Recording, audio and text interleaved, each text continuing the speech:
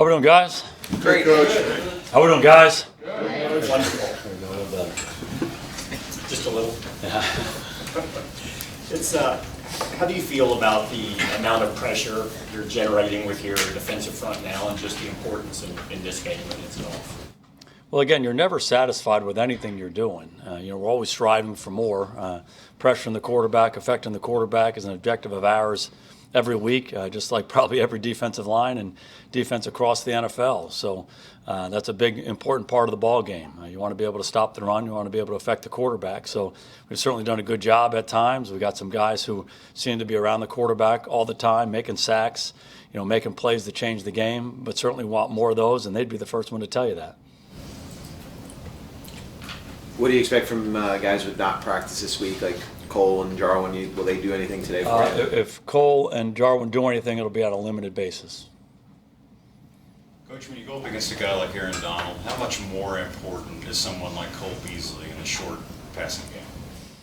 Well, you make a great point that everybody's responsible for pass protection, and it's certainly the guy blocking them.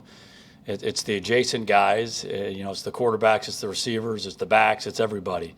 And B is obviously a big part of what we're doing. He's just a really good football player. But I just think it's a collaborative effort. Aaron Donald's as good a defensive player as there is in the league. We recognize what that challenge is, and we all got to be a part of solving it. What have you liked most about what you've seen from your team's preparation this week? Yeah, just locked in. They really go about business the way you're supposed to, a very professional manner. And that's really what we've tried to instill in our team from day one. And I do think they handled the successes and the adversities of the season well. I think we've learned a lot in that regard, and it's just about coming back to work and locking in on that day's preparation, that meeting, that walkthrough, that practice, that post-practice meeting. That's really the kind of world we try to live in. Yeah, such a young team. How has Garrett progressed this season? Oh, I think he's gotten so much better. He's played a lot of football for us. Somebody made the comment, by this time of year, they're not freshmen anymore. Whatever that line is, there's no question that applies to him. I think he's grown a lot. I think he has a really bright future. He has a lot of ability, but maybe as much as anything else, he learns from his experiences. Things haven't always been perfect. He learns from that. He's had success. He continues to build on that. So he's certainly grown a lot, both on and off the field, been a big part of what we're doing. You started to see his growth even before Cooper got here, but has it accelerated even more with Cooper's arrival? Does that take some pressure off? Yeah, I'll let you decide that. I just know he's getting better every day and getting better every week. He just goes about it the right way. He's a great kid, and he learns and wants to get better and approaches it the right way and plays with a great competitive spirit. So really lucky to have him. He's done a lot of good things for us. On that note, how does it help to have a veteran like Tavon or some of the other guys in that receiver room to help Gallup come along? Yeah, I think with all parts of your team, you want to have leadership within positions, on the units, and then throughout the team. And I think even though we're a young team, we got a lot of really good young leaders all across our team, guys who do it the right way. And as a coach, your best friend is a guy that does it the right way in everything you ask him to do. And you say, hey, watch him. And if you have that in every position group, a guy who's a real pro, understands the importance of the details and the process, and doing things the right way each and every day, that has such a big impact on your football team. No question it does at the receiver position. Was Dak able to take every snap yesterday, and any change in his knee?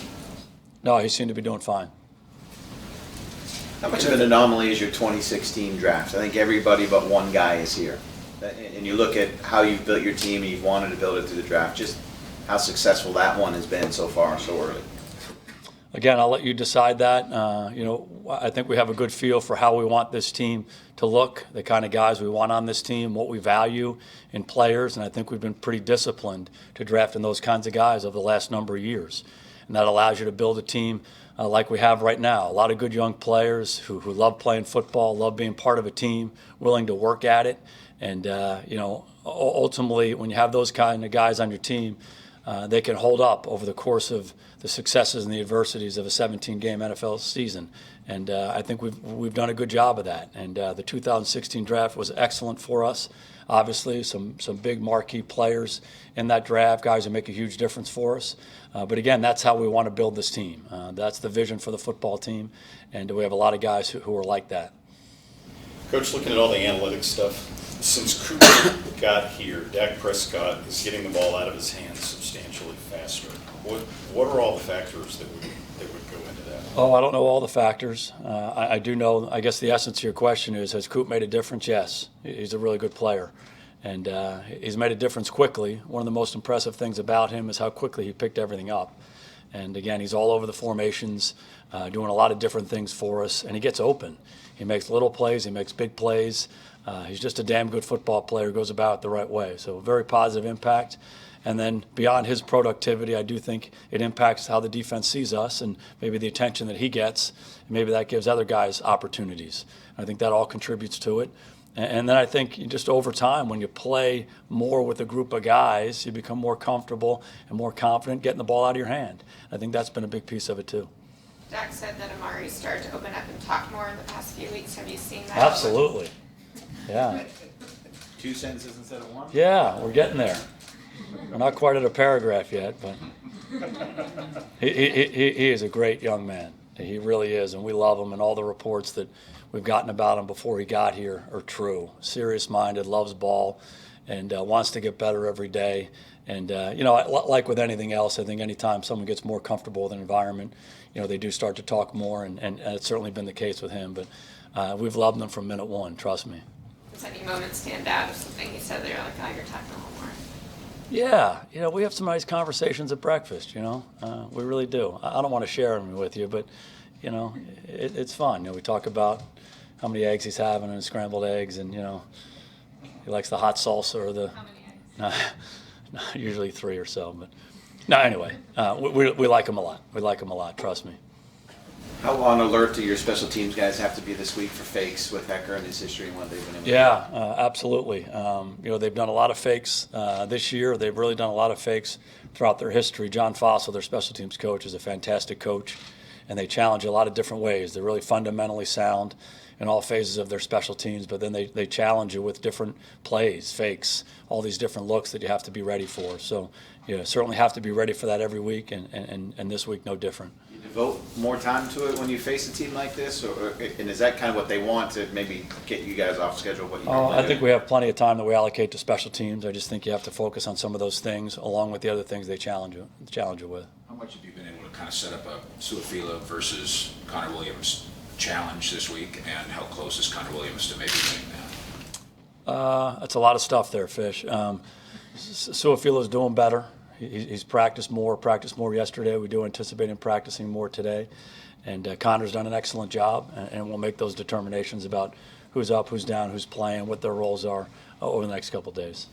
We've asked you a lot this season about just coaching a young team, and you have the youngest team in the playoffs, but with that, there's kind of an outside sense that, if you're a young team, you're going to get better, so just if it doesn't happen this year, keep going. How do you fight against that message and let them know that it doesn't matter if you're young, these are your expectations, you can do it this year? Yeah, again, we really don't listen to what's going on outside our building. We stay locked in on us and what we need to do to get better on a daily basis. That's where our attention is, that's where our focus is. I do want to reiterate, it's a young team. We've got a lot of really good young leaders. And I think they recognize a sense of urgency every time they walk in these doors. And that's what we try to instill in our team. Golf really thrives in the play-action game. Does that create even more of an emphasis to key in on Gurley and try to, contain him early? I don't want to say stop him, he's such a good player, but, limit his productivity early in the game? Yeah, they're really good in every aspect of their offense. They run it well. Play-action game, like you mentioned, is really good. Naked game's really good. Drop-back game's really good.